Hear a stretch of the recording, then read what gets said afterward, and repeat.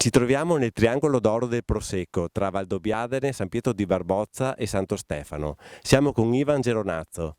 Tanta pioggia all'inizio, tanto secco alla fine. Non è che il vino ne risentirà? Ma diciamo che siamo partiti un po' non bene tra maggio e giugno con la pioggia. Dopo abbiamo recuperato, adesso ci vorrebbe un po' di acqua e secondo me l'annata dovrebbe essere ottima. Si parla molto anche di questa malattia, la pronospera, che quest'anno ha veramente fatto disastri. Tu hai sentito, hai avuto dei problemi nel tuo vigneto? Ma in genere qualcosina abbiamo avuto anche noi, ma siamo fortunati perché siamo abbastanza alti come posizione di vigneto e per cui ci siamo anche salvati. Come si può far capire a chi non conosce bene il nostro prodotto la differenza tra la viticoltura eroica, e perciò il vino Prosecco superiore di OCG, e il Prosecco normale della pianura?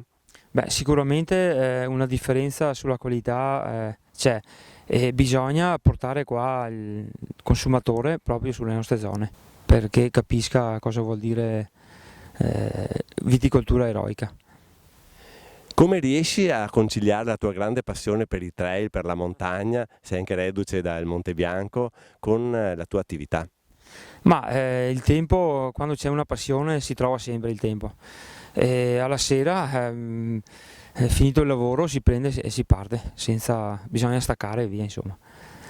Siamo con Gianfranco Zanon, che è entrato nella rassegna e è stato definito uno dei 20 migliori enologi d'Italia. Che vendemmia sarà a livello di quantità e qualità?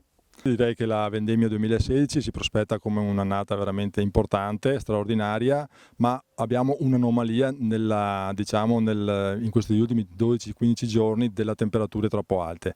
Questo sta un po' inficiando quello che è l'andamento ottimale della maturazione. Speriamo nella pioggia che arriverà a breve e una diminuzione delle temperature in modo tale che si potrà iniziare con la raccolta delle uve, nel mandamento di Valdobbiadene dal 19 in poi. Se farà una bella pioggia come è messa, questa migliorerà la qualità dell'uva? Diciamo che dal punto di vista analitico abbiamo dei parametri ancora interessanti, ma non sufficienti per la nostra denominazione, in quanto le gradazioni zuccherine non sono ancora corrispondenti. Le acidità comunque si mantengono su valori accettabili e quindi secondo me dal punto di vista qualitativo, ma anche quantitativo, le produzioni saranno soddisfacenti. Tutto pronto, lunedì si comincia? Tutto pronto, siamo sempre pronti, noi qui a Valdobbiadene siamo sempre pronti, basta che ci sia un input giusto e che si aspetti il tempo giusto di maturazione di ogni singolo vigneto, perché diciamo che un'annata molto particolare comporta una maggiore attenzione nella raccolta delle uve di ogni singolo appezzamento.